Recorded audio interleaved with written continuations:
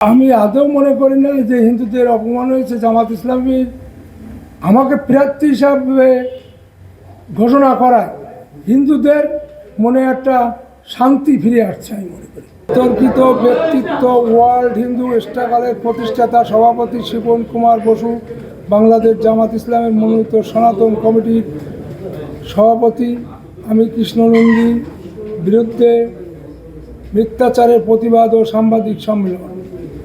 প্রিয় সাংবাদিক বন্ধুগণ, আমি বাংলাদেশ জামাত ইসলামীর মনোনীত দাক ও বেটেকাটা খুলনায় 1 আসনের দাঁড়িপাল্লার প্রার্থী কৃষ্ণনন্দী ভারতে অবস্থানরত বিতর্কিত ওয়ার্ল্ড হিন্দু নেতা শিবন কুমার বসুর মিথ্যাচার ও অপপ্রচারের প্রতিবাদ জানাতে আজ আপনাদের সামনে হাজির হয়েছি। সে একজন ব্ল্যাকমেলার, আন্তর্জাতিক চাঁদাবাজ। সে আমার মোবাইল নাম্বার ম্যানেজ করে বিভিন্ন কৌশলে আমার সাথে যোগাযোগ করে আমাকে অকথ্য ভাষায় গালিগালাজ এবং জীবননাশের হুমকি দিয়ে বলে আমি হিন্দু হয়ে কেন বাংলাদেশ জামাত ইসলামীতে যোগদান করে হিন্দু ধর্মকে বিতর্কিত করছে। প্রিয় সাংবাদিক বন্ধুরা, আমার জনপ্রিয়তায় ঈর্ষান্বিত হয়ে কিছু স্বার্থন্বেষী শ্রেণীর যোগ সাজসে আমার ব্যক্তিগত ইমেজ এবং জনপ্রিয়তা ক্ষুণ্ণ করার জন্য মিডিয়া ও সোশ্যাল মিডিয়ার মিথ্যাচার সহ বেশ কিছু ছবি AI প্রযুক্তির মাধ্যমে তৈরি করে অপপ্রচার করছে। আমি এই সব অপপ্রচারের জোর প্রতিবাদ জানাই। সাথে সাথে এই সব অপপ্রচারের বিরুদ্ধে না হওয়ার জন্য দেশবাসীকে অনুরোধ করছি। Bashundhara public school and college 2026 শিক্ষাবর্ষে ভর্তি চলছে।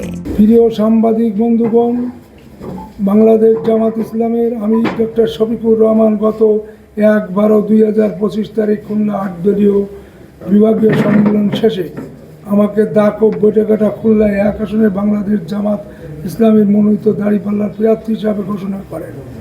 আর এই ঘোষণার মাধ্যমে আরও স্পষ্টভাবে হিন্দু সম্প্রদায়ের কাছে প্রমাণিত হয় বাংলাদেশ জামাত ইসলামী একটা অসাম্প্রদায়িক দল।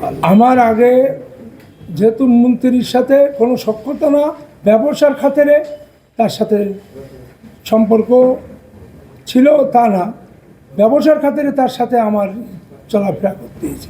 যেহেতু সে একটা মন্ত্রী হিসাবে, আমি একজন ব্যবসায়ী, একটা ফুল দিতেই পারি তাকে, তার জন্যই। আর সে মন্ত্রী থাকাকালীন আমাকে আরও কণ্ঠাসা করে রাখেছিল যে জামাত ইসলাম করি, পরেও রাখেছিল। আর কি প্রশ্ন করলেন? বিদেশি কোনো গোয়েন্দা সংস্থার সাথে আমার আদৌ কোনো যোগাযোগ নেই, কোনো কথা হয় না। আমি ইসলাম কায়েম করবো বলে এ দেশে জামাত ইসলাম আসলে মানুষ ভালো থাকবে, হিন্দু মুসলমান সবাই, খ্রিস্টান বৌদ্ধ সবাই ভালো থাকবে। ইসলাম কায়েম করবো এ কথা তো না, ওটা তো তাদের ইসলাম তো ইসলামের কাজ। রাজনীতিতে সংসদে যদি আমাকে পাঠায় তখন হিন্দুদের পক্ষে কথা বলার চেষ্টা করবো, ইসলাম কায়েম করবো। প্রার্থী হতে হিন্দু ধর্মের অবমাননা করেছেন জামাত ইসলামের পক্ষে, এটা কি আসলে আপনি মনে করেন কিনা? আমি আদৌ মনে করি না যে হিন্দুদের অপমান হয়েছে। জামাত ইসলামী আমাকে প্রার্থী হিসাবে ঘোষণা করায় হিন্দুদের মনে একটা শান্তি ফিরে আসছে আমি মনে করি।